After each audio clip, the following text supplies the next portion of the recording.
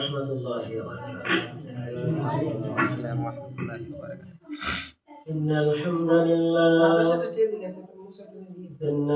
لله نحمده ونستعينه ونستغفره ونؤمن به ونتوكل عليه ونعوذ بالله من شرور أنفسنا ومن سيئات أعمالنا من يهده الله فلا مضل له ومن يضلله فلا هادي له ونشهد أن لا إله إلا الله وحده لا شريك له عبد الله ورسوله الذي يرسله كافة للناس بالحق بشيرا ونذيرا وداعيا إلى الله بإذنه وسراجا وقمرا منيرا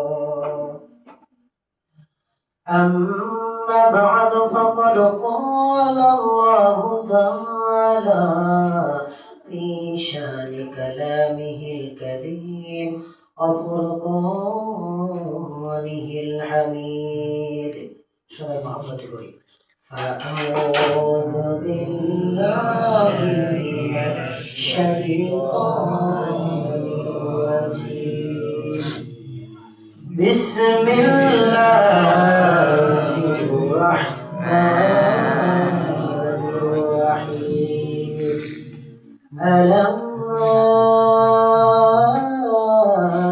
إن أولياء الله لخوف عليهم ولا هم يحزنون قال النبي صلى الله عليه وسلم أخلص دينك يكفيك العمل القليل قال النبي صلى الله عليه وسلم طلب العلم فريضة على كل مسلم وآيات أخرى قال الله تعالى في شان كلامه الكريم وفرقانه الحميد إن الله وملائكته يصلون على النبي يا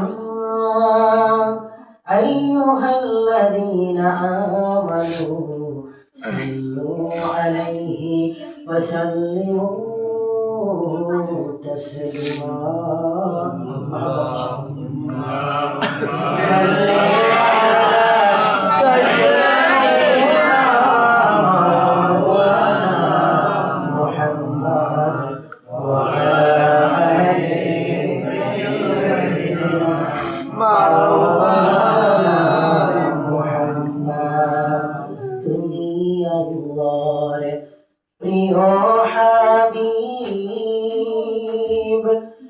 তোমার সমতুল্য কেহ আর তোমার আগে আকাশে ভ্রমণ করেনি কোন পয়গম্বর আল্লাহুম্মা সাল্লি আলা সাইয়্যিদিনা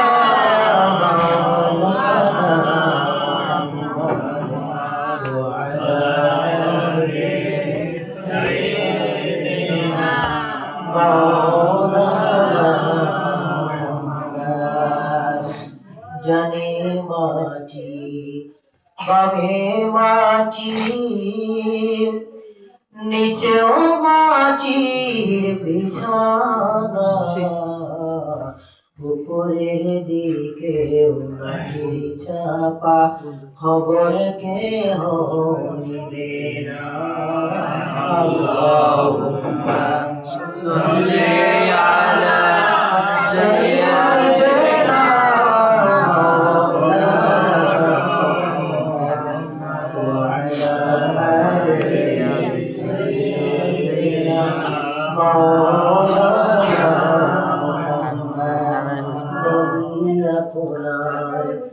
ভালোবাসায়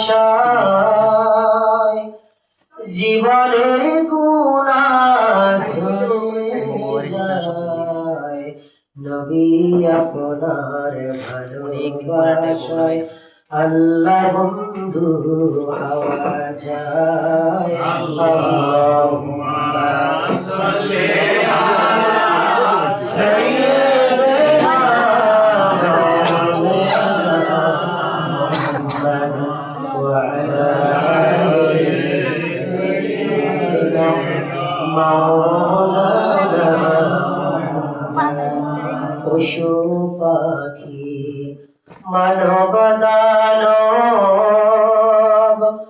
18,000 মাখলুকাত নবীর দুরুদ আল্লাহর জিকির করে তারা দিবারাত। আল্লাহুম্মা সাল্লি আলা সাইয়্যিদিনা মাওলানা মুহাম্মদ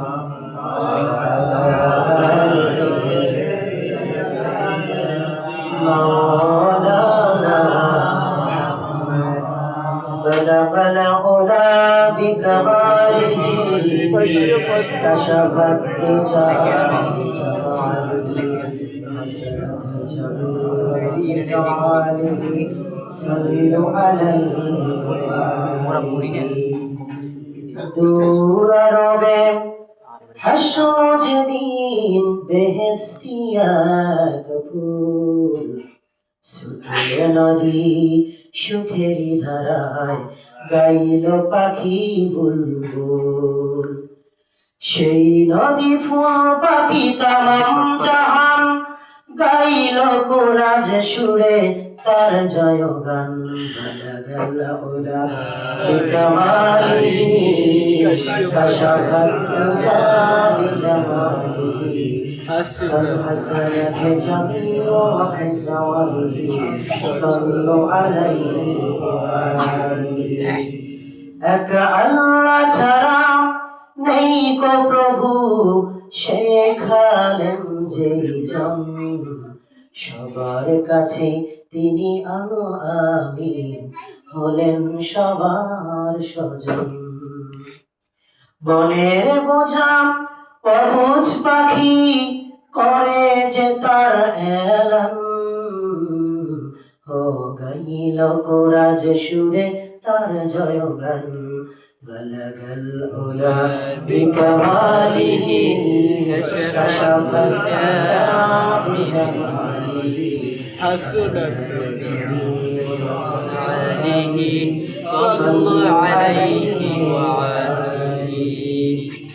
উপস্থিত মুআজ্জিজ মুহতারাম, অত্র মসজিদের সম্মানিত মুসল্লিয়ান ইকরাম এবং এলাকা থেকে আগত প্রাণ প্রিয় আমার শ্রদ্ধাভাজন ব্যক্তিত্ব, এছাড়াও অর্থ মসজিদ এবং মাদ্রাসার সম্মানিত খতিব সাহেব, আল্লাহ রাব্বুল আলামিনের পক্ষ থেকে আপনাদেরকে জানাই আন্তরিক মোবারকবাদ ওয়া আকবার সালাম। আসসালামু আলাইকুম ওয়া রাহমাতুল্লাহি ওয়া বারাকাতুহু। ওয়া আলাইকুম আসসালাম। যেহেতু এটা মাহফিল না, আর বিশেষ করে আমাকে যে আলোচনার কথা বলা হয়েছে, তো এখানে এসে তার পরিবেশটা সম্পূর্ণ ভিন্ন হয়ে গেছে। আর বিশেষ করে মাগরিবের পরে আমার আলোচনা ছিল, বিশেষ একটা কাজে মঠবাড়িয়াতে দেরি হয়ে গেছে। তারপরেও আল্লাহ রাব্বুল আলামিন চাইলে কিছু অংশ কোরআন এবং হাদিসের আলোকে আলোচনা করব। যেহেতু আমি আপনাদের এলাকারই সন্তান, কথাগুলো কিন্তু আমার না বা আপনার এলাকা, কথা কিসের? কোরআন এবং হাদিসের। অর্থাৎ এটা মনে করা যাবে না যে এই বাড়ির লোক বহুমুখে আর কি বলবো, কিন্তু কথা বলবো কোরআন এবং হাদিসে। আপনারা কোথায় আসছেন? এটা কোথায়? মসজিদে। আল্লাহর নবী সাল্লাল্লাহু আলাইহি ওয়াসাল্লাম এই সম্পর্কে একটা হাদিস বলেছেন, ইবনে মাজাহ 227 নম্বর হাদিস। এই হাদিসটি সহিহ সনদে বর্ণিত হয়েছে। এই হাদিসটি সাইয়েদনা আবু হুরায়রা রাদিয়াল্লাহু তাআলা আনহু সর্বাধিক হাদিস বর্ণনাকারী সাহাবী, তিনি বর্ণনা করেছেন। আল্লাহ নবীর সাহাবী আল্লাহর রাসূলের কাছে এই হাদিসটা বর্ণনা করেছেন। আল্লাহর নবী সাল্লাল্লাহু আলাইহি ওয়াসাল্লাম তিনি বলেছেন, যেই ব্যক্তি আমার এই মসজিদে কেবল কোন কল্যাণ আর ইলম শেখা বা শেখাবার অভিপ্রায় আসবে, সে আল্লাহর রাস্তায় মুজাহিদের মর্যাদার অধিকারী হবে। আপনারা কোথায় আসছেন? মসজিদে আসছেন না? কিসের জন্য? ইলম শেখার জন্য। কিসের জন্য? কথা বলেন না। কিসের জন্য? ইলম শেখার জন্য। এবং অনেকে আসছেন ইলম শিখতে, আবার কেউ আপনাদের শিখাচ্ছে। এই জন্য এই হাদিসটা আল্লাহর নবী মুহাম্মদুর রাসূলুল্লাহ সাল্লাল্লাহু আলাইহি ওয়াসাল্লাম তিনি বললেন, যেই ব্যক্তি আমার ইলম শেখার জন্য বা শিখাবার জন্য মসজিদে আসবে, সে আমার কাছে আর আমার আল্লাহর কাছে এমন এক ব্যক্তি হিসেবে পরিচিত হবে, যে আল্লাহর রাস্তায় মুজাহিদের মতো মর্যাদার অধিকারী হবে। আর যে অন্য কোন উদ্দেশ্যে আসবেন, অনেকেই চিন্তা করতেছেন হুজুর আবার কি শুরু করছেন, একটু পরেই তো বিরিয়ানি দেওয়ার সময় হয়ে যাবে, না জানি রাত কত হয়ে যায়, এমনি তো শীতের রাত, তাড়াতাড়ি বাড়িতে যাইতে পারবো, অথবা একটু মোবাইল চাপতে পারবো, অথবা হাসি তামাশায় সময় অতিক্রম করতে পারবো। এই উদ্দেশ্যে যারা আসবেন, ওই ব্যক্তির ব্যাপারে বলেছে, ওই ব্যক্তি অন্যের বাগানে অথবা অন্যের বিল্ডিং এর কাজ হচ্ছে, অথবা কোন ইন্ডাস্ট্রি ঘোরানোর জন্য গেছে, আর ওখানে গিয়া তিনি শুধু পর্যবেক্ষণ করলেন আর মনে মনে আফসোস করলেন। এই ব্যক্তি অবস্থা হচ্ছে যে অন্যের সম্পদ পরিদর্শনের জন্য এসেছে। কিসের জন্য আসছে? তার কোনো ফায়দা নাই, শুধু দেখবে আর আফসোস করবে আল্লাহর কাছে। আর কোনো কি নাই? আর কোনো কি নাই? ফায়দা। এই জন্য আল্লাহ রাব্বুল আলামিন বলেন সূরাতুল ফুরকানে 51 থেকে 52 নম্বর আয়াতে, আর আমি ইচ্ছা করলে প্রতিটা জনপদে এক একজন সতর্ককারী পাঠাতাম, সুতরাং তুমি কাফিরদের অনুগত করো না, তুমি কোরআনের সাহায্যে তাদের বিরুদ্ধে কঠোর সংগ্রাম আর জিহাদ করে তুমি বেঁচে থাকো। কি করো? আমি যদি চাইতাম প্রত্যেক জনপদে এক একজন করে প্রতিনিধি করতাম। এখন প্রতিনিধি বেশি হইলে কি হয় দেখছেন? বর্তমানে প্রতিনিধি বেশি হইলে কি হয় দেখছেন? এক দলের মধ্যে 10-20 জন নেতা, আর এক গ্রুপ আর এক গ্রুপ। এই হচ্ছে নেতাদের অবস্থা। আমি আমাদের এই মিরুখালী ইউনিয়নের কথাই বলছি। একটা গ্রুপের দুইটা পার্ট আছে। এক পারে একজন নেতার গিবাদ গাচ্ছে, আর একজন আর এক নেতার গিবাদ গাচ্ছে। দুইজন প্রভাবশালী বর্তমানে বড় নেতা। আমি এই কথাটা দ্বারা তাদের ছোট করার উদ্দেশ্য নয়, বরং আমি বুঝাতে চাচ্ছি যে একজন যদি আর একজনের গিবাদ দেওয়া শুরু করলেন, গিবাদ তো গেলেন, আপনার ঈমান ধ্বংস হয়ে গেল। প্লাস আরেকটা হচ্ছে, সেটা হচ্ছে আমার মতন আপামর জনতা যদি কিছু সংখ্যক দেখে যে নেতার চরিত্র এরকম, এই নেতার চরিত্র কি এরকম, তাহলে এই নেতাদের কাছে কি করা যাবে না, থাকা যাবে। তাহলে আল্লাহ রাব্বুল আলামিন বললেন যে আমি যদি চাইতাম এই জনপদে এক একজন কি করে দিতে পারতাম, প্রতিনিধি পাঠাতে পারতাম। এই জন্যই তো আল্লাহ রাব্বুল আলামিন তার বন্ধু থেকে কিছু কথা শোনাচ্ছেন। ইলমের মর্যাদা আর শ্রেষ্ঠত্ব অন্যতম দিক হলো যে এর সঙ্গে সম্পৃক্ত হয়, সে এই কারণে আনন্দিত হয়। কি হয়? এই যে মনে করেন একটা মাদ্রাসা, এটি কি একটা মাদ্রাসা, এই মাদ্রাসায় আপনাদের ছোট্ট ছোট্ট সন্তানদেরকে দিবেন, এবং এই কাছে রিয়াজ ভাই আমার কাছের মানুষ, পছন্দের মানুষ, শুধু এটা নয়, এই এলাকায় মনে করেন মাদ্রাসা নাই, অন্য এলাকায় মাদ্রাসা আছে, তার কাছে আপনাকে কি করতে হবে? সহযোগিতা করতে হবে।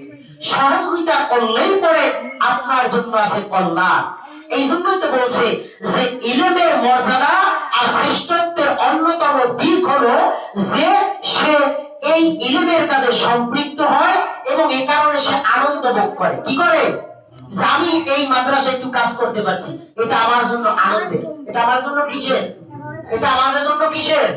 আনন্দের। আর অনেকে বলে ফাও কামে কেডা যায়, এর চাইতে যদি 851 বদলা দিই পরের দিন বাজার করতে গেলে বড় ইলিশ মাছ কিনে আনতে পারবে। কথা ঠিক না? কথা ঠিক না? একটু আগে আমি অনেকটা বিরক্ত অনুভব করছিলাম, সেটা হচ্ছে আমরা একেবারে শেষ প্রান্তে এসে, বৃদ্ধ বয়সে এসে আমরা ইলম শিক্ষার জন্য মসজিদে আসছি, কিন্তু একটা কথা খেয়াল রাখবেন, সেটা হচ্ছে এরকম ছোট্ট ছোট্ট বাচ্চা আপনারাও ছিলেন। যতগুলো শিক্ষার অবকাঠামো আছে সব চাইতে শ্রেষ্ঠতম অবকাঠামো আমি মনে করি নুরানি মাদ্রাসাগুলো। আমি কোন শিক্ষাকে খাটো করার উদ্দেশ্য নয়, শুধু কয়েকটা পয়েন্ট ধরাই দিব, আর পয়েন্ট বি নোটেড, আপনারা শুধু নোট করবেন। এখানে আপনারা কি কি শিখবেন এর সম্পর্কে আপনাদেরকে বলবো। দেখেন, আমরা দৈনন্দিন কাজে সব চাইতে ক্ষুধা লাগলে, তারপরে আমাদের অতিরিক্ত গরম লাগলে, অসুস্থতা হলে, মৃত্যুর পথযাত্রী হলে সবচাইতে কি বেশি পান করি বলেন তো? কি পান করি? পানি। সবচাইতে একেবারে হাতের কাছে পাওয়া যায়, ঠিক না? সবচাইতে হাতের কাছে পাওয়া যায় না? কিন্তু দেখেন, এই পানিটা পান করবেন, পানি পান করার আগে একটা দোয়া আছে, এই দোয়াটা আমরা কেউ জানি না। জানি? এখানে কেউ বলতে পারবেন? আছে কেউ? কেউ আছে? পড়েন আমার সাথে। এই তো খুব সুন্দর একটা প্রশ্ন করছে আঙ্কেল আমাকে, যে বিসমিল্লাহ চাইতে বড় কিছু নাই। আসলে এটা তার কাছে মনে হয়েছে, তাহলে আল্লাহ তাআলা শুধু বিসমিল্লাহ দিয়েছেন, অন্য কোনো দোয়া দিতেন না।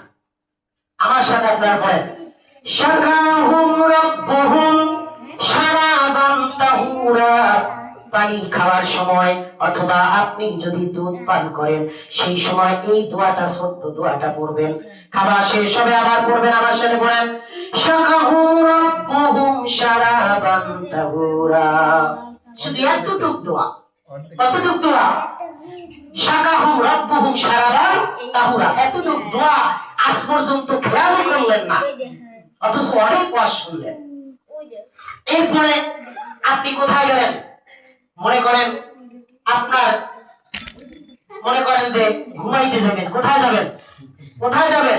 আমি কিন্তু আপনাদের এই সম্পর্কে আমি একটু টিস্কারে মেরেছিলাম। একজন আমাদের আলেম সাহেব, তাকে প্রশ্ন করছিল যে এটা তো ওয়াজ না, তাহলে অন্যভাবে আলাপ করবেন। আমি কিন্তু ওয়াজের সিস্টেমে আপনাদেরকে বলবো, ওয়াজের সিস্টেমে আপনাদেরকে কি বলবো, আপনাদের আমল করে নিয়ে যেতে হবে। দেখেন, আপনি ঘুমাইতে গেলেন, ঘুমানোর সময় একটা দোয়া আছে, এই দোয়াটা আমরা জানি না, একেবারে ছোট্ট দোয়া। কি দোয়া? কি দোয়া? একেবারে ছোট্ট দোয়া। কি দোয়া? আল্লাহুম্মা বিসমিকা আমুতু ওয়া আহইয়া। প্রতিদিন আমি সকালবেলা খেয়াল করি হুজুরে দোয়া পড়ে, আলহামদুলিল্লাহিল্লাযী আহইয়ানা বা'দা মা আমাতানা ওয়া ইলাইহিন নুশুর। হে আল্লাহ, আমাকে মৃত্যু নামক ঘুম থেকে যে জাগ্রত করে আবার নতুন সূর্য দেখার তৌফিক দান করেছো, এর শুকরিয়া আদায় করছি বলে আলহামদুলিল্লাহ। তাহলে এই দোয়াটা যদি আমি পড়ি আর প্রথমে ওই দোয়াটা পড়ি, তাহলে ঘুমের দুইটা দোয়া হয়ে গেল। খানা খাওয়ার সময় একটা দোয়া আছে, কি দোয়া? ওই যে বলছে আঙ্কেল বিসমিল্লাহ কইয়েই তো খাওয়া যায়। আসলে না আঙ্কেল, এটা ভুল ধারণা। বিসমিল্লাহ তো বিসমিল্লাহর জায়গায়, সেখানে এক তিল পরিমাণেও তাকে ছোট করার মতো স্পর্ধা আমি তো দূরের কথা, মুফতি মুহাদ্দিস শ্রেষ্ঠ আলেম তারাও পারবে না। তার অবস্থানটা, ক্যাটাগরিটা ভিন্ন। ক্যাটাগরিগুলো কি ভিন্ন। মসজিদে আসছেন, আপনার ক্যাটাগরি হচ্ছে পাঞ্জাবি পাজামা টুপি পরে দাড়ি রেখে মসজিদে আসবেন, আমল আখলাক নিয়ে আসবেন। এখন যদি আপনি ছেঁড়া গেঞ্জিতে পরে আসেন, তাহলে মসজিদের হক কি আদায় হবে? হক কি আদায় হবে? হবে না। তাহলে আপনাকে কি করতে হবে? বিসমিল্লাহি ওয়া আলা বারাকাতিহি। খানা খাওয়া শেষ হয়ে গেছে, আপনি দোয়া পড়লেন, আলহামদুলিল্লাহিল্লাযী আকওয়ামানা ওয়া সাকানা ওয়া জাআলনা মিনাল মুসলিমিন। হে আল্লাহ, আমাকে কি করেন? আমি আপনার নিয়ামত ভোগ করছি, আমাকে মুসলমান হিসেবে কি করেন? কি করেন? কবুল। আপনি খানা খাওয়ার দোয়া দুইটা শিক্ষা নিতে হবে না? ঘুমানোর দোয়া কি শিক্ষা নিতে হবে না? খানা খাওয়ার দোয়া কি শিক্ষা নিতে হবে না? অবশ্যই শিক্ষা নিতে হবে। আপনার এরপরে আপনি বাথরুমে গেলেন। কোথায় গেলেন? কোথায় গেলেন? বাথরুমে যাওয়ার একটা দোয়া আছে, পোশাক পায়খানার দোয়া। কিসের দোয়া? কিসের দোয়া? পোশাক পায়খানা। এখন এই পোশাক পায়খানার দোয়া অনেকে জানি না। পোশাক পায়খানা থেকে বের হলে এই দোয়াটা আমরা জানি না। কি জানি? এই দোয়াটা জানি? এই দোয়াটা জানি, তাহলে এগুলো আমাদের কি শিখতে হবে না? এগুলো কি শিখতে হবে না? আমরা গোসল করতে গেছি, প্রসঙ্গিত আপনাদের গুলোই বলতেছি, আমি কিন্তু ওয়াজ বাদ দিয়ে দিছি। কোথায় গেছি? গোসল করতে গেছি। গোসল করার কয় ফরজ? কয় ফরজ? 3 ফরজ। আচ্ছা, মুখে হাত দিয়ে না, এমনি মসজিদে আছেন আপনারা, মিথ্যা কথা কেউ বলবেন না। 3 ফরজ আদায় করে কে কে গোসল করছেন আজকে? আমাকে একটু হাত তুলে দেখান তো, একটু হাত তুলে দেখান তো। সহজ। প্রথমত গর্বার সহিত কি করা? ভালোভাবে কুলি করা, একেবারে সহজ জিনিস না। 2 নম্বরে কি? নাকে পানি দেওয়া। মাশাআল্লাহ। এখন এখানে আরেকটা শিক্ষা আপনাদের জন্য আছে, সেটা হচ্ছে আপনি নুরানি মাদ্রাসায় আপনার সন্তানকে যদি দেন, তাহলে আমি যে কথাগুলো বলতেছি সব কথাগুলো আপনার 3য় জামাত পর্যন্ত যাওয়া লাগবে না, শুধু পেলে জামাতের মধ্যে তারা পেয়ে যাবে। সুবহানাল্লাহ বলবেন না? সুবহানাল্লাহ বলবেন না? আপনার সন্তানের টার্গেট ডাক্তার, ইঞ্জিনিয়ার, ব্যারিস্টার বানাবেন, বানান, কোনো আপত্তি নেই। কিন্তু নুরানি মাদ্রাসায় যদি পেলে জামাত থেকে 3য় জামাত পর্যন্ত পড়ে, তাহলে আমি মনে করি, আমি বলতেছি, আমি আলিয়া মাদ্রাসার ছাত্র, আলিয়া মাদ্রাসায় ফাজিল পাস করে এতগুলো জানবে না, এতগুলো জানবে না, এতগুলো জানার অবকাশ নাই। ছিল কিন্তু জানে না, চেষ্টাও করে না। আমি নাগরাবাঙ্গা দাখিল মাদ্রাসার খতিব এবং ইমাম ছিলাম এবং নুরানি বিভাগের প্রধান। তো সেখানে প্রত্যেকটা অনুষ্ঠানে অ্যাটেন্ড করা আমার জন্য গুরুত্বপূর্ণ। অ্যাটেন্ড করতাম। অনেক সময় জিজ্ঞেস করতাম 9-এ পড়ে আসরের নামাজ কয় রাকাত? 5 বা 6 রাকাত হবে। তো ফজর কয় 9 রাকাত। একেবারে আমি এই মেম্বারে বসে বলছি, একটি পরিমাণে ওই যে ওয়াজের স্টাইল করিয়া বানাইছেন এরকম কথা বলছি, তার ডাইরেক্ট প্রমাণ দিছি। কথাটা বুঝতে পারছেন? তাহলে আপনি কোথায় শিখছেন? আপনি ইসলামের মধ্যে সর্বশ্রেষ্ঠ শিক্ষা হচ্ছে কোরআন। তলাবুল ইলমি ফারিদাতুন আলা কুল্লি মুসলিম। প্রত্যেক নর নারী মুসলমানের জন্য দ্বীনি ইলম শিক্ষা করা কি ফরজ। এর মধ্যে শ্রেষ্ঠ শিক্ষা হচ্ছে কোরআন মুখস্থ করা। কি করা? কোরআন মুখস্থ করা। তবে আমি মনে করি কোরআন মুখস্থর পাশাপাশি সে যদি আনুষঙ্গিক মাসলা মাসালা সহ শিখতে চায়, তাহলে তার জন্য শ্রেষ্ঠতম জায়গা হচ্ছে এই নুরানি মাদ্রাসা। 3য় জামাতের পরে আপনার সন্তান বুড়া হয়ে যায় না। অনেকে বলে যখন ছাত্র ভর্তি করাইতে যায়, কয় কি কয় মাদ্রাসায় লেখাপড়া করিয়া কত কিছু হইবে না, ফাও ফাও বয়স যাইবে, শেষকালে মোর বলা ডাক্তার হইতে হবে না, ইঞ্জিনিয়ার হইতে হবে। কথাটা বুঝতে পারছেন? কিন্তু 3য় জামাতের পরে ওই সন্তান যদি প্রাইমারিতে দেন, কোনো আপত্তি নাই, ওনাকে জজ, ব্যারিস্টার যা ইচ্ছে তাই বানাতে পারবেন। কিন্তু আপনাকে মৃত্যুর খাটিয়া থেকে নামাইয়া অথবা খাটিয়ার ভিতরে উঠাইয়া, এই যে হুজুরে বলল গোসলের যে অবকাঠামোগুলা, এছাড়াও যে আপনার জানাজার ফরজ নামাজটা, এটা সুন্দর করে আপনার ওই 3য় শ্রেণীতে পড়ার পরে সে ওই সুন্দরভাবে ওটা করাইতে পারে। সুবহানাল্লাহ বলবেন না? সুবহানাল্লাহ বলবেন না? এই কাজে কারা কারা সম্পৃক্ত থাকবেন বলেন, একটু হাত তোলেন তো। এই মাদ্রাসার কাজে কে কে সম্পৃক্ত থাকবেন? আল্লাহু আকবার। আল্লাহ কবুল করেন। আপনারাও সময় পেলে যাবেন, যেহেতু আমার আজকের আলোচনা যেটা ছিল এটা আমি করতে পারলাম না। তাহলে আল্লাহ রাব্বুল আলামিন তিনি তার সন্তানকে এই পৃথিবীতে প্রেরণ করেছেন। আমরা একটু আগে শুনেছি আল্লাহ চাইয়ে দেখে, অথবা আল্লাহর হাত, অথবা আল্লাহ বসে আছে।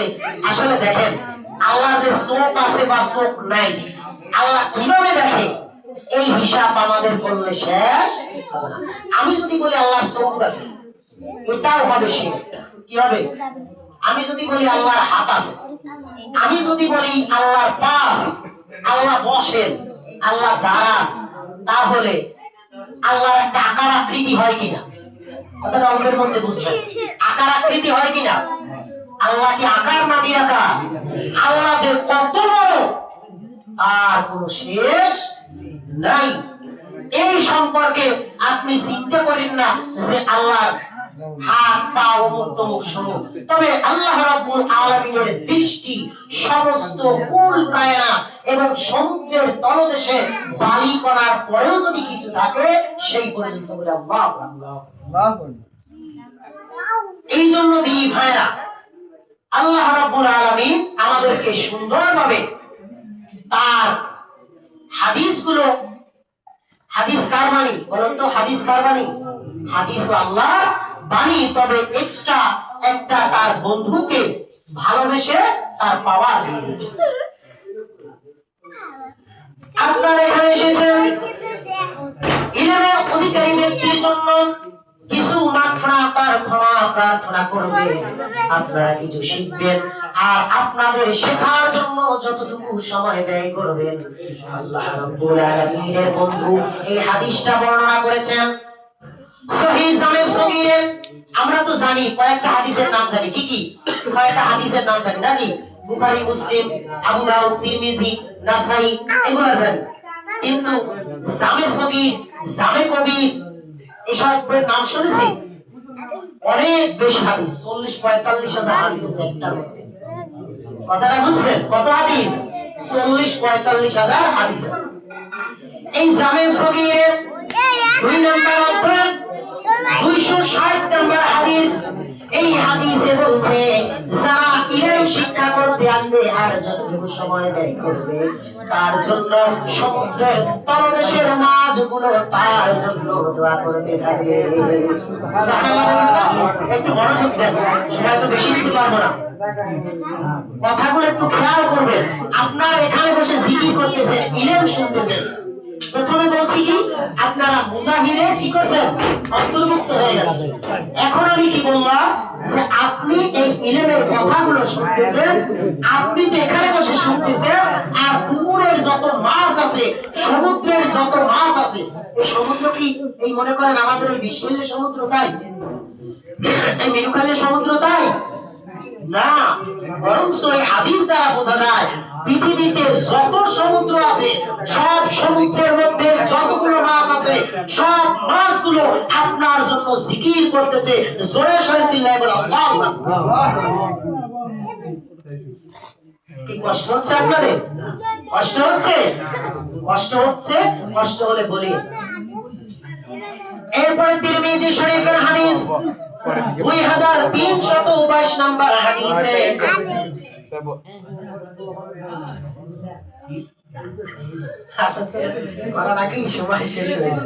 যাই হোক, আল্লাহ রাব্বুল আলামিন আমি যে কথা বলছিলাম, তাহলে আল্লাহ রাব্বুল আলামিন তার রাসূলকে যে হাদিসের ক্যাটাগরি দিয়েছেন তার মধ্যে থেকে আরেকটা হাদিস বলবো, অল্পের মধ্যে শেষ করে দেব। ফাদলুল আলিমি আলাল আবিদি কাফাদলি আলা আদনাকুম। এই হাদিসটার অর্থ হচ্ছে এমন, তোমাদের মধ্যে সর্বাপেক্ষা একেবারে ছোট ব্যক্তি হইতে আমি রাসূলের মর্যাদা যত বড়, একজন বেইলম আবেদের চেয়ে একজন খাঁটি আলেমের মর্তবা তত বড়। কথাটা বুঝছেন? এটা ব্যাপক ব্যাখ্যা, ব্যাপক। অল্পের মধ্যে শেষ করে দিব। যে হাদিসে বলছে যে ফাদলুল আলিমি আলা আবিদি কাফাদলি আলা আদনাকুম, তোমাদের মধ্যে সর্বাপেক্ষা ছোট ব্যক্তি। ছোট ব্যক্তি এখানে বুঝাইছে যে বয়সে ছোট, সে সব চাইতে একেবারে আলেম ইলম নাই অথবা একেবারে নিকৃষ্ট ব্যক্তিকে রাসূলের মর্যাদা যত বড়। তার মানে দূরত্বটা কত? একটু অল্পের মধ্যে বলেন, দূরত্বটা কত? কোনো শেষ আছে? রাসূলের মর্যাদার সাথে মিলেইছে। তাহলে কার হাদিস এটা? রাসূলের হাদিস। কি বাড়াই কইতেছি? তাহলে দূরত্বটা কত বড়? অনেক বড়, তার কোনো শেষ আমার পক্ষে বোঝানো সম্ভব না। রাসূল বলেছে যে একেবারে ছোট ব্যক্তি হইতে আমার মর্যাদা যত বড়, একজন বেইলম অর্থাৎ ইলম কালাম নাই আর একজন ইলম জানা জ্ঞানী ব্যক্তি যে তার মর্যাদা হচ্ছে তত বড়। সবাই জোরে জোরে বলি সুবহানাল্লাহ। আমি আর আমার আলোচনা দীর্ঘায়িত করব না। আল্লাহ রাব্বুল আলামিন আমাদেরকে বোঝার তৌফিক দান করুন। আসসালামু আলাইকুম ওয়া রাহমাতুল্লাহ।